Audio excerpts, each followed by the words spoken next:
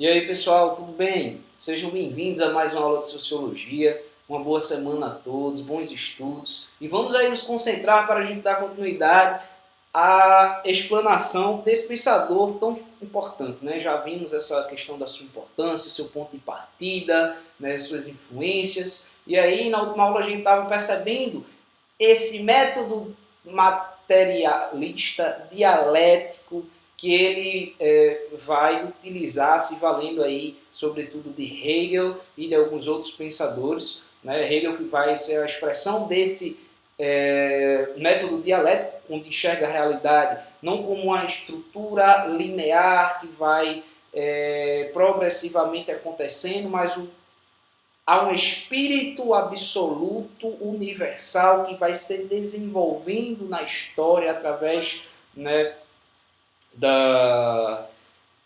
dos fatos históricos e que está caminhando a um certo progresso que vai se expandindo e que ele, digamos assim, se realiza, se expressa maximamente no Estado, né, nos grandes líderes, nos grandes conceitos, nas grandes ideias. Marx vai partir desse pressuposto, no entanto, ele já vai acrescentar uma crítica a Hegel, porque ele vai identificar que esse Estado, essas grandes ideias, aquele conceito universal, abstrato, em que Hegel aposta, se realizar nesses grandes conceitos, nesses grandes chefes de Estado, nessa grande ideia, está equivocada. Por quê? Porque as ideias que se prevalecem, a forma de Estado que triunfa, os ideais universais, esses grandes, os grandes conceitos, ele parte de uma camada dominante. Ele vai enxergar essa realidade dividida em duas camadas, né? Aquela que compõe uma infraestrutura.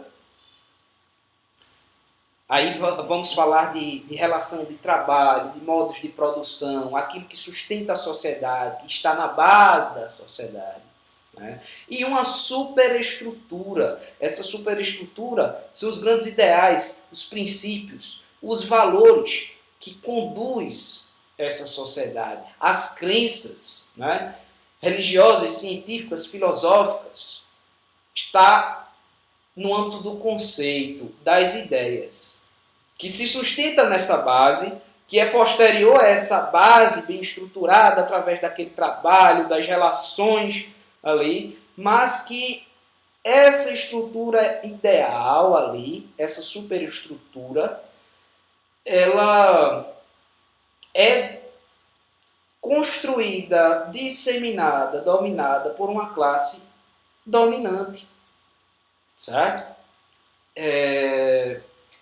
Então, ele vai perceber essa dicotomia que quem rege, de fato, a estrutura dessa sociedade basilar é uma ideologia que sempre se sobrepôs. Sempre na história, analisando todas as sociedades, vai ter essa relação, né, de senhor, escravo, de dominante e dominado. E aí ele vai identificar, nessa sociedade capitalista, essa relação entre o burguês e o trabalhador.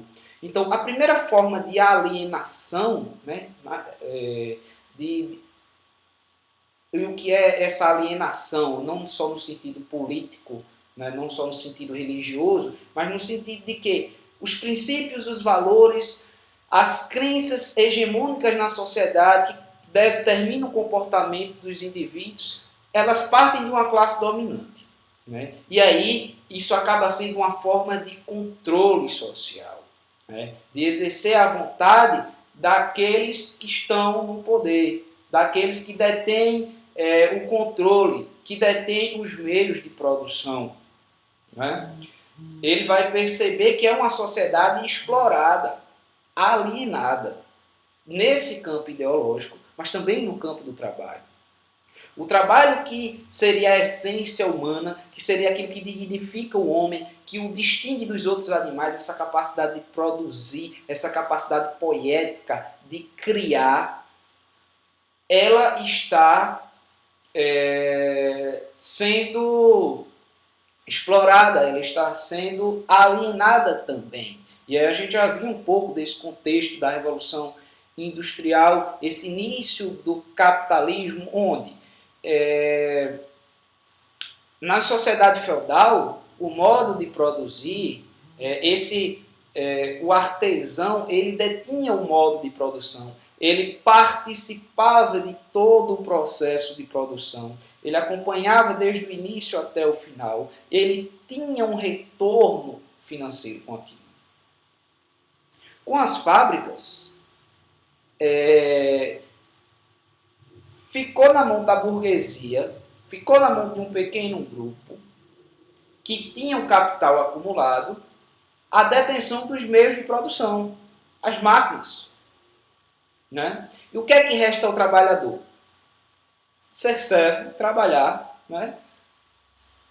Para eles, para o detentor, para o capital, o capitalista. Certo? E o que é que começa a acontecer? Né?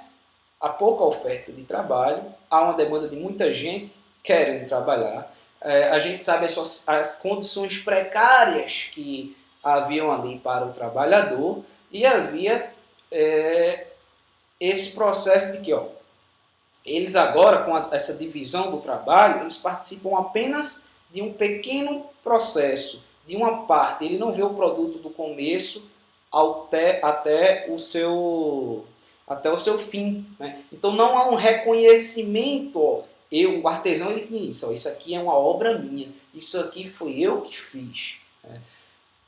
Não há um reconhecimento. O trabalhador ele não se reconhece na sua obra. Ao contrário, ele está sendo ali o tempo todo tão forçado a fazer aquele movimento repetitivo, né? Onde está sendo explorada a sua força de trabalho, que ele também sofre esse outro modo de alienação. O que é alienação? É uma expropriação de si mesmo, é uma retirada de si mesmo. O trabalhador, o operário, ele acaba sendo reificado. O que é isso? Ele perde o seu valor, ele se torna um simples objeto de trabalho. Né? Inclusive, ele se torna um objeto de menos valor do que o objeto que está sendo fabricado ali. Por quê? Porque a sua função, basicamente, é apenas produzir para que o capital, né, acumule a sua riqueza, ganhe o seu dinheiro. Seu papel é simplesmente fazer com que a fábrica funcione e que venda. Então ele é um mero instrumento. Ele acaba sendo um mero instrumento. Então quando a gente fala de alienação, é essa alienação tanto no trabalho, onde ele não se reconhece mais no trabalho, onde ele está sendo explorado, onde essa classe ela vive em função do trabalho, né? E também no campo ideológico dos valores, das crenças, dos princípios, também é um domínio, né, dessa classe superior, dessa superestrutura. Então, na sua obra, Ideologia Alemã, ele vai falar sobre isso. É a ideologia da classe dominante que prevalece, né, e que se estende também nessa forma do trabalho, onde o trabalhador é expropriado de si mesmo, é alienado de si, ele não se reconhece mais. Ok? Então, há um processo aí que ele vai identificar o problema, o grande problema dessa sociedade capitalista, né, é de ordem econômica.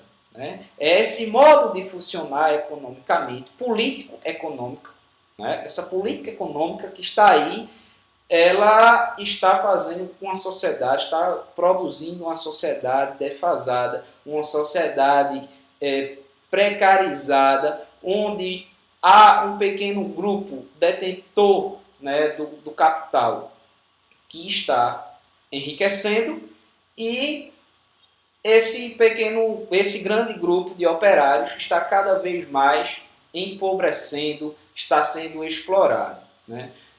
Havia uma grande promessa de que essa riqueza, quando se estruturasse, seria para todos. Mas não é isso que aconteceu, né? Não é isso que vinha acontecendo, e Marx foi um ferrenho crítico desse novo modo de produção, desse novo modo de organização social, né? Nos próximos vídeos a gente vai dar continuidade a essas questões.